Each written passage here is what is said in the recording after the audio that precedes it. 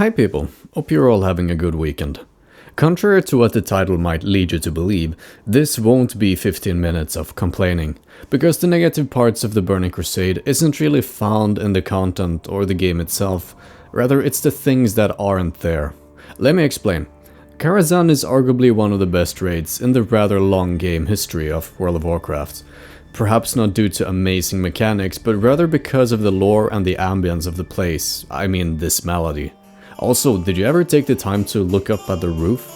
There are some weird things going on in this place. The raid is surprisingly big and it was meant to be way bigger. You know the sealed off catacombs that were originally intended to be part of the raid? Well, they were intended to be part of the raid. Also a pro tip, these books right here, stand behind them as a caster, they will prevent the boss from pulling you in during the Arcane Explosion mechanic.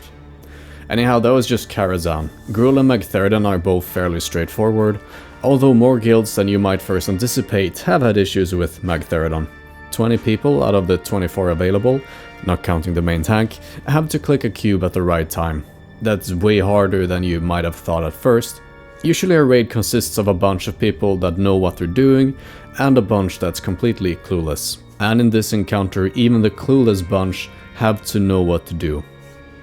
Heroic dungeons are surprisingly fun, especially if you have things like Enslaved Demons, Mind Control, Spell Reflect, Blizzard or Seed of Corruption. All of those things let you do some very fun stuff. And the currency system is just a very good system. That's why the honor system has been around basically forever, and people hated it when the vendors were removed temporarily. Doing the same system in PvE is just the right move, especially when you combine a weaker and a stronger currency for different types of gear. Even if you don't need anything from heroic slave pens, you still get 3 badges of justice, which you likely do need. So in all honesty, currency rewarded from PvE content is a very good system that players have always enjoyed. And what expansion would have introduced that other than the Burning Crusade, most people's favorites. One of the few major flaws with the dungeons in the Burning Crusade is the difficulty of finding clever ways to use the terrain. When it is possible to solo bosses or dungeons by coming up with creative strategies, you have a whole extra minigame to devote yourself to.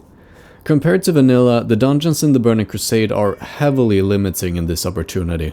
In Classic, you could solo parts of the following dungeons at a appropriate level.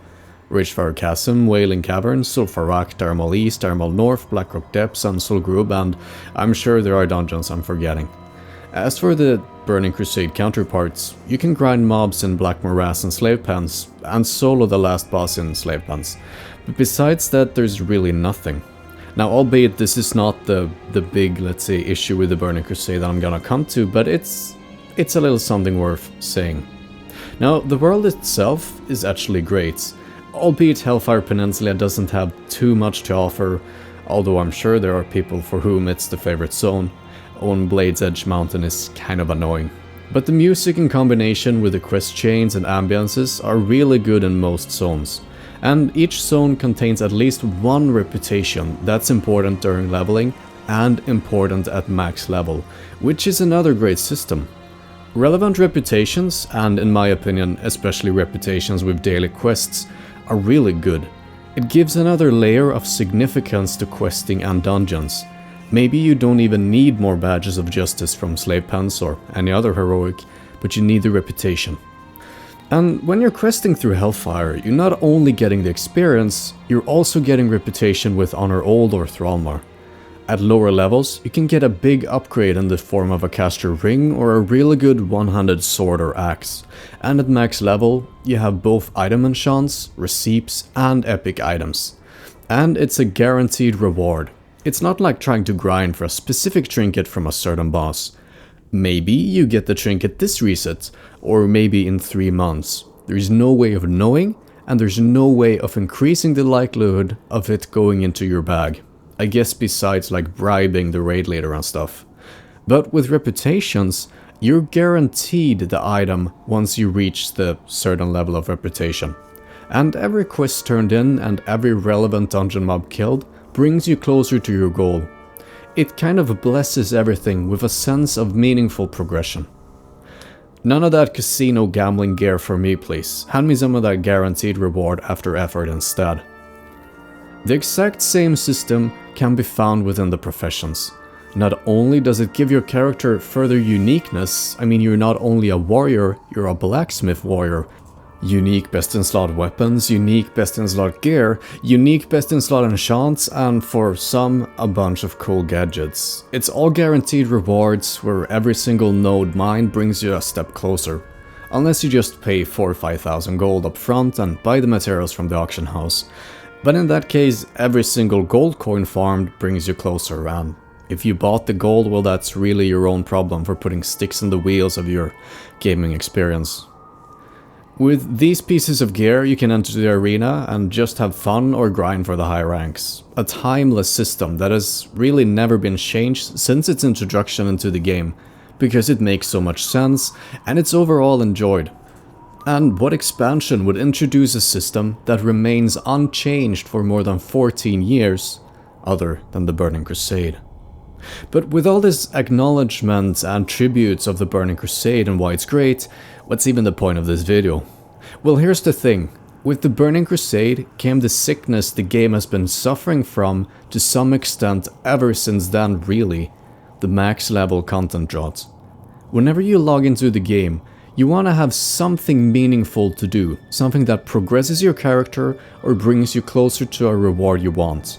Often it's gear, or maybe a PvP rank, or a bunch of consumables for the next raid such as dynamites and moon geeses, or a mount, and come Wrath of the Lich King, which seems like the obvious thing to make in like 15 months, achievement points.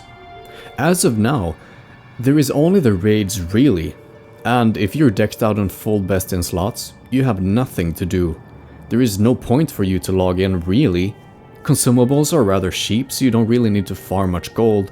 You have the reputations, you have your gear, raiding is done only once a week. It's a serious issue. Meanwhile, it's nice that you can stay relatively on par with the rest of the players even if you can't spend several hours every day. It's not nice that you have nothing to do when you have time to play.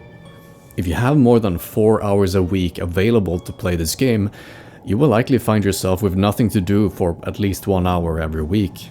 Now imagine that you have 3 to 4 hours per day instead. Well, many of you won't have to imagine, you know what it's like. Remember what Classic was like during Phase 5 and especially Phase 6? There was almost nothing to do besides the raid, but you could at least farm consumables for the raids during the other days, and grab the world buffs. Maybe not fun, but it could be meaningful in the sense that it gave your character a way to gain temporary improvement and buffs. But despite the grindiness of Classic Vanilla, the content drought started hitting for real somewhere in Phase 5, at which point a lot of people started quitting the game. And in Phase 6, when the only thing that matters was inside Necerium, the real drop-off began. Now, albeit I said content droughts were something that appeared first in TBC, and just now I'm saying it happened in Classic Vanilla, well, the difference between Classic, the Burning Crusade and Classic Vanilla is that in Classic Vanilla, well, you'd been playing the game for more than a year before the content drought actually started happening. It was actually reaching the end of the expansion, if you can call Vanilla for an expansion. Content droughts at the end of each expansion, that's basically the norm, as you're kind of preparing for the next one and there's not much to do. With the Burning Crusade, it didn't take more than a month for most players to reach the state of raid logging. Sure, there are plenty of things to do, but they aren't obvious things. It's things like farming vanilla dungeons, or finding ways to solo stuff, or work out new strategies for speedrun and parses, or speedrun level 1 to 70, or doing the Iron Man challenge. But these things don't really improve your character. They can to some extent be viewed as side quests. They might be fun, sure, but they don't give you that sense of meaningful progression, the way that you might have gotten if you were, say, continuously getting gear. And another thing which might not be obvious, but that actually stands out with the Burning Crusade, the world seems to have shrunken tremendously. There is basically the heroic dungeons, the raids, and maybe a few open world farming spots, and the arena. And that's it, and many are done with getting upgrades from heroics regardless. Besides that, there are so many areas that you never visit. A major reason for this is flying. Albeit very convenient, it removes so much of the world, including world PvP. Perhaps it's not so important to aim for convenience, but rather it's more important to aim for interaction. It's not so much a World of Warcraft as it is a world of islands, a world of archipelago, where you just fly between them. There's no need for roads, and thinking about it, you could really just remove massive chunks of entire zones. Why not place all raids and dungeons entrances in Shattrath? What's the point of having an arbitrary 2-minute flying time from Shattrath to Magtheridon's lair? You aren't interacting with anything during that time anyway, you just semi-AFK with auto-run toggled. At best, you might swoop down to pick up a herb or a node. There isn't really a world, there is just spots of importance and waiting times between them where nothing happens. You might as well have a really slow loading screen. I'm personally looking forward to the next phase, with the new raids, the Ogre Law faction, the Skywing factions and the dailies that come with them, and the Druid Flightform quest chain, the new receipts and all of that. But I can't help but wonder, what makes the TBC Phase 2 different from Phase 1? I mean, besides the obvious things that I just mentioned, will players not just be back to raid logging after 2 weeks at most? And will that be how we remember classic TBC? The expansion where we basically raid logged for 2 years straight? Obviously, you can play other games, and I'm sure some people are happy with raid logging, but with MMOs you're sort of locked to one game. It's not that you're forced to only play one, it's that it's the most beneficial. You often miss out on things with your guild, you might feel like you're kind of an outsider, or at least not an insider. Feeling like you really belong to one guild in one game is better than feeling like you don't really belong in 2 different guilds in 2 different games. And things collide. Playing 2 games might be too much, meanwhile playing one is only too little. Surely it works out fine playing more than one game, there's nothing wrong with it, but it's not always straightforward. What if your guilds in both games raid on the same day? It doesn't take long before things start to collide and you have to choose which game you prioritize. And with the modern mentality of all or nothing, well, we're kinda backed into a corner where we have to choose one of the games. Regardless, we're currently slightly less than 2 weeks away from Phase 2 in the Burning Crusade, and maybe that phase changes the course of the Burning Crusade, away from the raid logging. But who knows, only time will tell. And I'm not really offering a solution to this content drought, rather I think I'm putting words on what I think you've experienced, and stated likely reasons as for why things are the way they are. Many are probably uncertain what to really do with the Burning Crusade Classic at this point, and many are trying out new MMOs.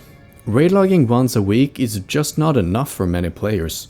Like said before, you want something to do when you log on, something that progresses your character in a meaningful way. If it can't be found in the Burning Crusade, maybe it's time to look for it elsewhere. Personally, I think I know where I'm heading. And maybe, once Classic Fresh reaches its end, Classic Wrath of the Lich King might be on the horizon.